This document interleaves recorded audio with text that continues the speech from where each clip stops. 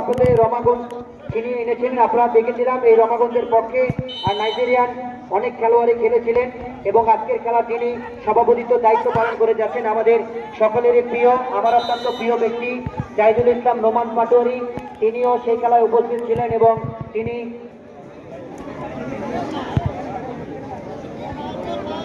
তিনি বাঁশি বাজিয়েছিলেন, অর্থাৎ রেফারির দায়িত্ব পালন করে যাচ্ছেন।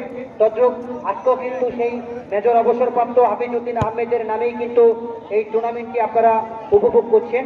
আমরা এই খেলা পরিচালনা কমিটিকে আরেকবারের জন্য ধন্যবাদ জানাই। ঠুকিয়ে দিয়েছেন বাম প্রান্ত দিয়ে, একজনকে কাটিয়েছেন, শেষ পর্যন্ত গোলরক্ষক বেরিয়ে এসেছেন। আমি কিছুক্ষণ আগেই বলেছিলাম নেপোলিয়নের সেই প্রবাদটি, নেপোলিয়ন বলেছিলেন আমাকে একজন শিক্ষিত মা দেও, আমি তোমাদেরকে একটি শিক্ষিত জাতি উপহার দেব। তদ্রূপ ফুটবলও একটি প্রবাদ বাক্য রয়েছে, আমাকে একজন অভিজ্ঞ দক্ষ একজন গোলরক্ষক দাও, আমি তোমাদেরকে ভালো একটি খেলা উপহার দেব।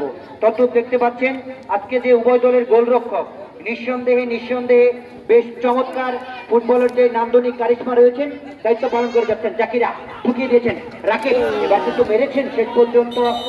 রাকিব, জাকির, অপর দিকে রয়েছেন মমিন, আসিফ, তারা কিন্তু এখন পর্যন্ত ফুটে উঠতে পারছেন না। দর্শকের যেই কাঙ্ক্ষিত সেই যে গোলের দেখা কিন্তু পাচ্ছেন না। আপনারা জানেন কৃষক যখন মাঠে বীজ রোপণ করেন তখন তিনি দু হাত তুলে সৃষ্টিকর্তার কাছে তিনি সৃষ্টিকর্তাকে বলেন যে সৃষ্টিকর্তা আমাকে তুমি ভালো ফসল দাও এবং তোমার ভালো ফসল দেওয়ার পরেই কিন্তু আমার পরিবারের মুখে হাসি ফুটবে।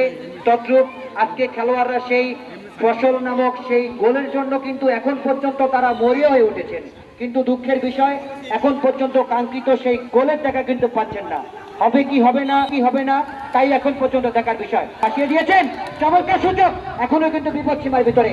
রাকিব একজনকে কাটিয়েছেন, সেখান থেকে জাকির বেরিয়ে এসেছেন, শেষ পর্যন্ত জাকির রাখতে পারলেন না। এলোমেলো শট, খেলার ফলাফল যা ছিল তাই। রাজ্য ফুটবল একাদশ 0 এবং পূর্ব চরমের ফুটবল একাদশ 0। আপনারা জানেন এপিসি আব্দুল কালাম স্যারের একটি প্রবাদ রয়েছেন।